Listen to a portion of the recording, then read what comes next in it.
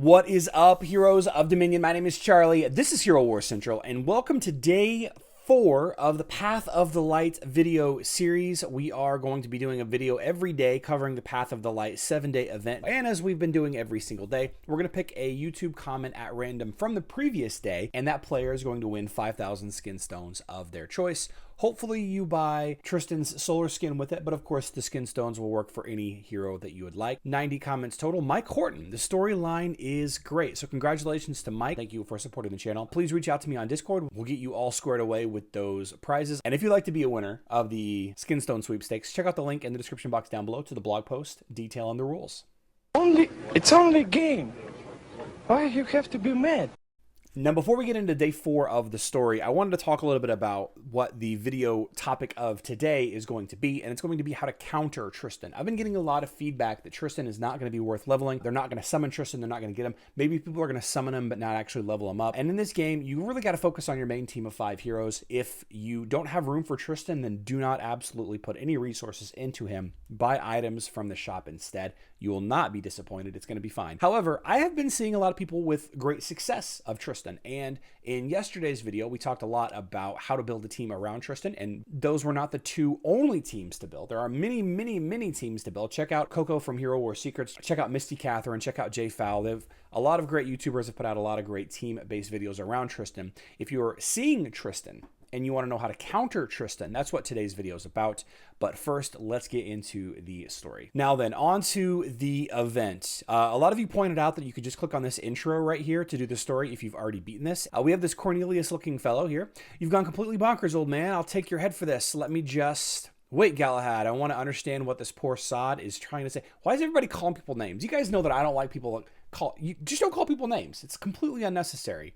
Completely unnecessary. What? The poor sod was about to kill us both. Please be quiet. Wise elder, I'm sorry. Pastry had to die. Oh, poor Pastry. R.I.P. But we didn't come here in pursuit of death. We're here on an errand from the Valkyries. We must complete their quest to receive their blessing at the temple. That will never happen. Those who can't appreciate love and beauty aren't worthy of the blessing. I swear I'll capture you myself, just like I did with the last 2 fools who sought the Valkyries' blessing. And then I'll sacrifice you just as my beautiful love wanted. When I do, she and I will be together forever. Doesn't look like we get to choose here. It's time to let our weapons do the talking. Hold your horses, old man. All is not yet lost.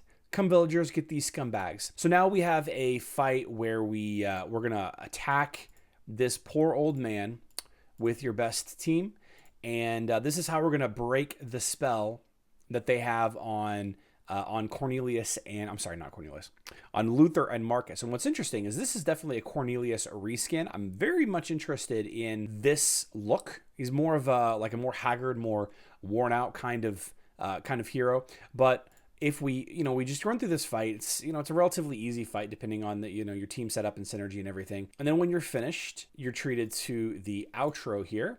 I never thought I'd be stupid enough to get trapped like that. Thank you, Tristan. Thank you, Galahad. Jim Bros for life. So the Valkyries sent you here as well, huh? Now I wonder. Unlike us, Marcus, these 2 kept their wits about them and saved our lives in addition to their own.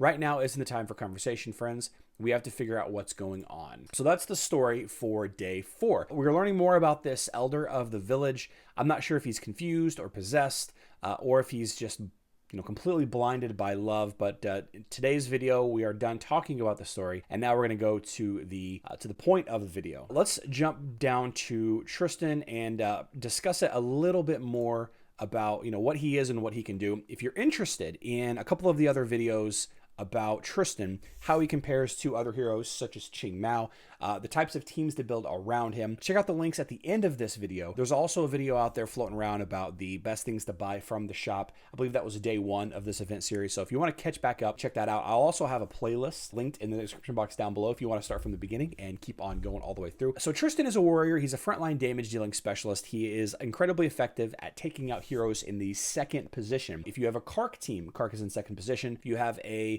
Kira team, if Kira is in the 2nd position. If you have any kind of team where your damage dealer in the 2nd position is the crux of the team, is the main point of the whole team, then you're going to be susceptible to Tristan teams. Now, additionally, Tristan is effective at taking out physical attacking teams because of his debuff that he does. He lowers the physical attack of the tank and every enemy behind the tank for as many blessed heroes as there are. So if there's 1 or 2 or 3 blessed heroes, then you can effectively reduce the physical attack. It's not a lot of physical attack reduction, but it's enough. And considering how frequently Tristan's armor penetration artifact weapon is going to be up, he will not only slow down the damage output of your physical attackers, but also make short work of any of those frontline heroes that has low armor or low health. By far, the easiest way to counter Tristan is going with a 2-tank setup. Now, I know what you're thinking. Charlie's always been really against having a 2-tank setup,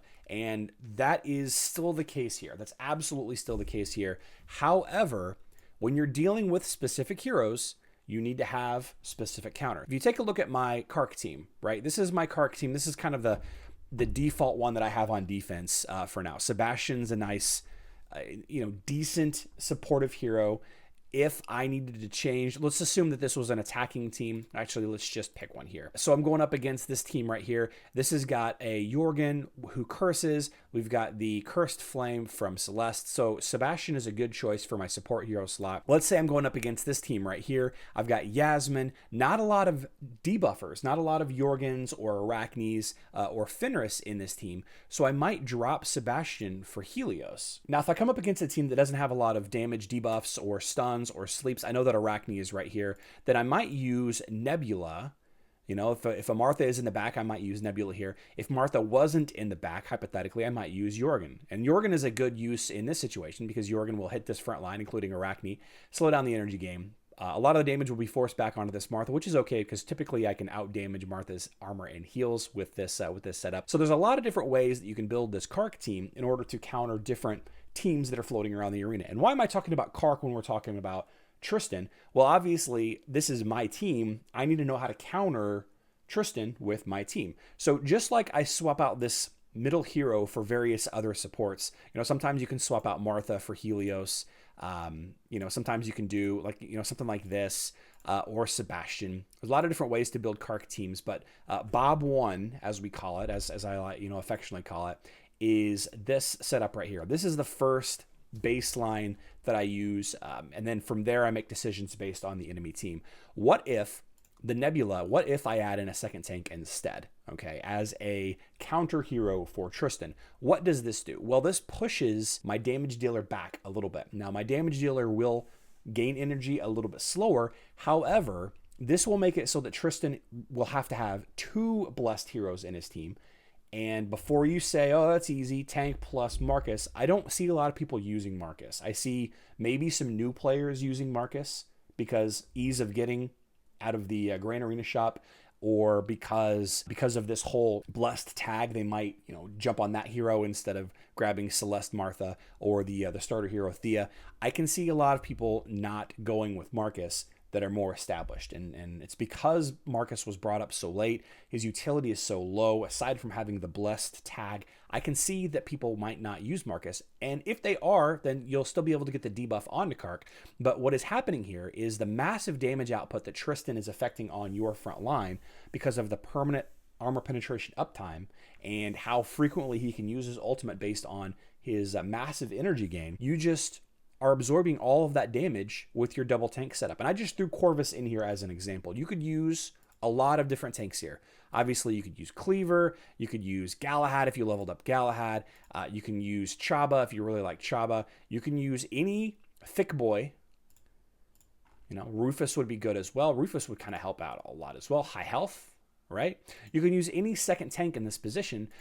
Because, you're probably leveling up a second and a third tank for Grand Arena anyway, but why not use a tank with a little bit of utility? Using Corvus will help counter other heroes in that enemy team. Area of effect damage dealers such as Kira and Lars are countered by Corvus. Helios is countered by Corvus as well. So you might want to consider leveling up Corvus as a utility or counter hero for many teams, not just as a main tank for one of your teams. Does that make sense? You're going to need to level up 3 tanks anyway for your Grand Arena setup. If you do play Grand Arena, why not make those tanks be utility tanks? You also might consider Cleaver. If you are lucky enough to have Cleaver, I do believe that Cleaver is going to be the #1 tank in the game for a short while, at least. You can check out that video if you'd like. And then, of course, we mentioned other heroes like Rufus, who's good against magic attack teams. You have Aurora, who's an incredible tank, probably the best tank in the game overall in Facebook, but not every instance. So just plug in a second tank, and that will effectively counter most Tristan teams. Now, it's not going to counter every Tristan team. Obviously, whoever else is built with Tristan will matter, but this is a nice, easy, flat, baseline way, a start to countering most Tristan teams. If and when we start seeing them. Now, getting into the stat distribution of all of this, I don't really want to go too crazy with it. Just know that for me personally, I like to level up my tank as much as I can until my tank is not the first hero to die in arena, and then I like to throw everything into my damage dealer. So in this case, I leveled up my Astaroth until he was strong enough to be able to withstand most hits. And then after I was able to get him, to withstand most hits, then I started dumping everything into Kark. And then I maxed out Kark. And then now I'm back to my tank because I'm starting to get to that point that Astaroth is dying first. So if you're dealing with the second tank, this is going to be requiring a ton of investment, probably about as much investment as any other support hero that you would build for your main team. Your Sebastian, your Helios, your Jorgen, your Nebula, your Isaac, whatever other support hero that you're adding into your main team that you swap in and out to counter whatever other team. However, probably a little bit more, unfortunately. Now, another really obvious and easy way to just counter Tristan outright is through the use of Satori. Now, Satori has the ability to blow up any hero that gains a lot of bonus energy. Satori has this Violet ability here, applies 9 Foxfire marks to enemies each time they gain bonus energy. Tristan is going to be gaining a ton of bonus energy.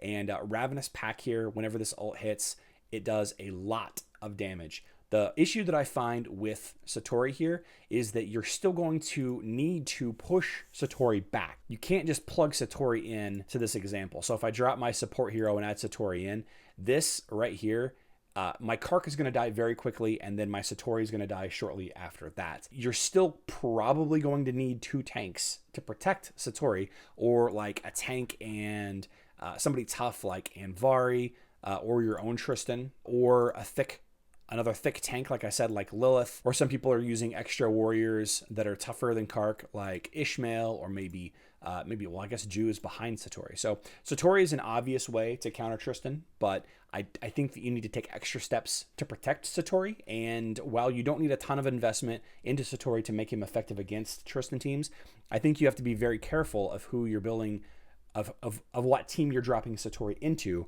because it could cause structural weaknesses within your team, and your second position hero is just going to die too quickly anyway, in the case of my Kark. A third way to counter Tristan is going to be magic damage. Like overall, if you can do enough magic damage to him, not just with Satori, but with an ODH team, Orion, Dorian, Helios, something like this with a second person in here that's kind of tough, kind of tanky here. Nebula could work, dodging a little bit. Jorgen could work to push back the hero there. Of course, Ju, or a second tank like I had suggested. Magic damage is very effective. Tristan has very low magic defense, and often is going to be the case that a lot of the enemy heroes on the blessed team are going to have a lot of magic defenses. So that's kind of a third way to counter Tristan teams. So I hope you found this video helpful. Please let me know in the comment section down below if there are any other obvious ways to counter Tristan or Tristan-based blessed teams, or not blessed teams, I guess. I'd be very interested to hear about that. If you are interested in winning 5,000 skin stones of your choice, there is the sweepstakes that are going to be continuing throughout the next 3 or 4 days. Can't remember what it is. Check out the first link in the description box down below for details and rules on that. I love you all. Good luck in Dominion.